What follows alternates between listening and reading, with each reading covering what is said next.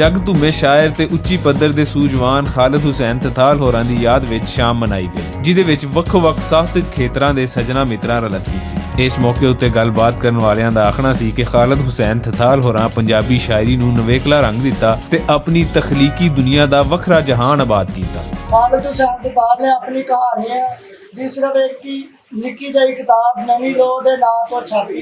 ਇਹ ਕਿਤਾਬ ਉਹਨਾਂ ਦੇ ਦੇਸ਼ ਵਿਦੇਸ਼ ਮੁਸ਼ਾਹਦਿਆਂ ਤੇ ਤਜਰਬਿਆਂ ਦੀ ਅਕਾਸ਼ੀ ਕਰਦੀ ਹੈ। ਕਹਾਣੀ ਲਿਖਣ ਤੋਂ ਬਾਅਦ ਸ਼ਾਇਰੀ ਵੱਲ ਪਰਤ ਇਹਨਾਂ ਨੇ ਉਰਦੂ, ਪੰਜਾਬੀ ਤੇ ਨਾਰਵਿੰਜਨ ਜ਼ਬਾਨਾਂ ਵਿੱਚ ਸ਼ਾਇਰੀ ਕੀਤੀ। ਉਰਦੂ ਤੇ ਨਾਰਵਿੰਜਨ ਸ਼ਾਇਰੀ ਅਜੇ ਛਪੀ ਨਹੀਂ।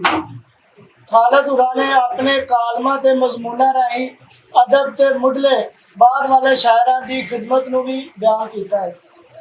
ਇਹਨਾਂ ਸੂਫੀ ਕਲਾਸਿਕੀ ਸ਼ਾਇਰ ਬੁੱਲੇ ਸ਼ਾਹ, ਵਾਰਿਸ ਸ਼ਾਹ, ਸ਼ਾਹ ਹੁਸੈਨ ਦੇ ਕਲਾਮ ਤੇ ਉਹਨਾਂ ਦੀ ਹਯਾਤੀ ਦੇ ਪਿਛੋਕੜ बारे भी गलबात की। थथाल साहब ने खा उन्होंने अमन दे बारे गल कीती है, खा उन्होंने किसी नजरिए दे बारे गल कीती है, अपने वतन दे बारे गल कीती है, बोली दे बारे गल कीती है, जबान दे बारे गल कीती है। वो सारियां गल्लां बड़ियां टाइम लैके और बड़ा स्पेस लैके गल करते हैं। और मैं ये पढ़ते आया बड़ा पुरसकून महसूस किया कि मैं शायद लाहौर जाके मैनू तो मौका मिले नहीं कि मैं इस तरह लोगों नाल आप तो वड्डी पीढ़ी दे जिहड़े खास तौर ते पंजाबी अदब दे लोग ने उन्हां नाल बह सकां, क्योंकि एक पढ़ाई और एक जिहड़ी मजदूरी है कि असीं प्रोफैसरी या लैक्चरशिप जो भी कर रहे हैं ਉਹਦੇ ਵਿੱਚ ਇਸ ਤਰ੍ਹਾਂ ਦੀਆਂ ਚੀਜ਼ਾਂ ਦਾ ਟਾਈਮ ਘੱਟ ਲੱਗਦਾ। ਤੇ ਇਹ ਕਿਤਾਬ ਮੈਂ ਸਮਝਣਾ ਕਿ ਇਸ ਤਰ੍ਹਾਂ ਦੀਆਂ ਕਿਤਾਬਾਂ ਹੋਰ ਵੀ ਸਾਡੇ ਜਿਹੜੇ ਪੰਜਾਬੀ ਅਦਬ ਦੇ ਲੋਕ ਨੇ ਉਹਨਾਂ ਦੇ ਬਾਰੇ ਜੇ ਲਿਖਤਾਂ ਮੌਜੂਦ ਨੇ ਤੇ ਉਹ ਜ਼ਰੂਰ ਜਮ੍ਹਾਂ ਹੋਣੀਆਂ ਚਾਹੀਦੀਆਂ ਨੇ। ਮੈਨੂੰ ਇਹ ਕਿਤਾਬ ਪੜ੍ਹਦੇ ਹੋਏ ਇੰਝ ਹੀ ਲੱਗਾ ਕਿ ਮੈਂ ਕਿਸੇ ਬੰਦੇ ਕੋਲ ਬੈਠਾ ਤੇ ਉਹ ਵੱਡਾ ਮੇਰੇ ਨਾਲ ਆਪਣੇ ਵਿਚਾਰ ਸਾਂਝੇ ਕਰ ਰਿਹਾ। ਖਾਲਿਦ ਹੁਸੈਨ ਥਥਾਲ ਉਹ ਭਾਗਾਂ ਭਰਿਆ ਜੀ ਸਾਡੇ ਇਸ 10% ਜਾਂ 15% ਆਬਾਦੀ ਦਾ, ਜਿਹਨੇ ਆਪਣੀ ਧਰਤੀ ਦੀ ਗੁਰਤੀ ਲਈ ਤੇ ਫਿਰ ਆਪਣੀ ਜ਼ੁਬਾਨ, ਆਪਣੇ ਕਲਚਰ ਦੇ ਹਵਾਲੇ ਨਾਲ ਲੰਗੋਟਾ ਕਰ ਲਿਆ ਔਰ ਉਹਨੇ ਆਪਣੇ ਵਿਸ਼ੇ ਨੂੰ, ਕਲਚਰ ਨੂੰ ਬਿਆਨਣਾ ਸ਼ੁਰੂ ਕੀਤਾ। ਔਰ ਨਾ ਸਿਰਫ ਇੱਥੇ ਰਹਿ ਕੇ ਆਪਣੀ ਮਿੱਟੀ ਨਾਲ, ਆਪਣੀ ਬੋਲੀ ਨਾਲ ਪਿਆਰ ਕੀਤਾ, ਬਲਕਿ ਜਦੋਂ ਬਾਹਰ ਚਲਾ ਗਿਆ ਤਾਂ ਉੱਥੇ ਵੀ ਇੱਕ ਮਿੱਟੀ ਦੀ ਜਿਹੜੀ ਹੈ ਨਾ ਉਹ ਇਕੱਠੀ ਨਾਲ ਲੈ ਕੇ ਗਿਆ ਔਰ ਜਾ ਕੇ ਉਹਨੂੰ ਸੰਦੂਕ ਦੇ ਵਿੱਚ ਬੰਦ ਕਰਕੇ ਨਹੀਂ ਰੱਖਿਆ, ਬਲਕਿ ਉਹਦੀ ਮਹਿਕ ਜਿੱਥੋਂ ਤੱਕ ਹੋ ਸਕਿਆ ਉੱਥੋਂ ਤੱਕ ਰੱਖਿਆ। ਖਾਲਿਦ ਹੁਸੈਨ ਥਥਾਲ ਹੋਰਾਂ ਦੀ ਨਜ਼ਮ ਉਚੇਚਾ ਮੌਜੂ ਰਹੀ, ਜਿਹਦੇ ਉੱਤੇ ਝਾਤ ਪਾਉਂਦਿਆਂ ਆਖਿਆ ਗਿਆ ਕਿ ਉਹਨਾਂ ਦੀ ਸ਼ਾਇਰੀ ਉਸ ਪੰਜਾਬੀ ਦੇ ਜਜ਼ਬਾਤ ਦਾ ਇਜ਼ਹਾਰ ਹੈ ਜਿਹੜਾ ਕਿਸੇ ਤਸਵੁਰਾਤੀ ਦੁਨੀਆ ਵਿੱਚ ਨਹੀਂ ਬਲਕਿ ਜਿਉਂਦੀ ਜਾਗਦੀ ਧਰਤੀ ਉੱਤੇ ਵਸਦਾ ਹੈ। ਆਉਣ ਵਾਲੇ ਵਕਤ ਕਿਸੇ ਵਕਤ ਵੀ 500 ਸਾਲ ਬਾਅਦ ਵੀ ਕੋਈ ਇਹ ਕਿਤਾਬ ਖੋਲੇਗਾ ਤੇ ਉਹਨੂੰ ਪਤਾ ਹੋਏਗਾ ਕਿ ਖਾਲਿਦ ਹੁਸੈਨ ਥਥਾਲ ਇੱਕ ਬੰਦਾ ਸੀ ਔਰ ਉਹ ਉਸਦੀ ਇਹ ਪਰਸਨੈਲਿਟੀ ਸੀ। और अंदाजा यही होता है कि वो बड़े ही मोहब्बत करने वाले, दोस्तों के दोस्त, गलबात किए और अच्छे फिरन टुरन वाले और बड़े कंफर्टेबल आदमी। यानी मिलन बुलाया किसी ने तो क्या ठीक है भागे जा, जब मैं उत्थे ही आ जाना, उत्थों फिर चल के क्या उत्थे जाना, फिर मैं उत्थे चले जाऊँ, मतलब इस तरह की सारी चीजें। जीवन जोबन रुत बहार नू सुरख सलाम, यारो खालिद वर्गे यार नू सुरख सलाम, सोचा फिक्रां गल्लां जज्बे बिल्कुल सच, सोचा फिक्रां गल्लां जज्बे बिल्कुल सच, सो फिर सच्चे कम ते कार नू सुरख सलाम।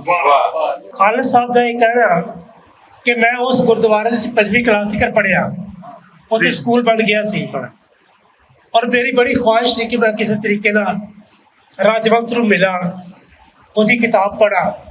सो ये जमीन का मोह, अपनी धरती का प्यार और किस तरीके दे नाल ये गल्लां आपस च जुड़दियां ने, एक बहुत ही मुहब्बत का, प्यार का और एक मिट्टी का एक ऐसा रिश्ता है कि जिहड़ा शायद बंदा तोड़ना भी चाहे ते नहीं तोड़ सकता। खालिद ਨੂੰ ਤੇ ਯਾਦ ਪ ਕਰਦੇ ਆ ਸਾਰੇ ਅਸੀਂ, ਔਰ ਉਦੋਂ ਜਿਹੜਾ ਉਹਦੀਆਂ ਯਾਦਾਂ ਪੂਰੀ ਦੁਨੀਆ 'ਚ ਖਿਲ ਰਹੀਆਂ ਨੇ ਜਿੱਥੇ ਜਿੱਥੇ ਹੋ ਗਿਆ ਉਹਦਾ ਆਪਣੀ ਸ਼ਖਸੀਅਤ ਦਾ ਨਿੱਘ, ਉਹਦਾ ਪਿਆਰ, ਉਹ ਇਹ ਸਾਰਾ।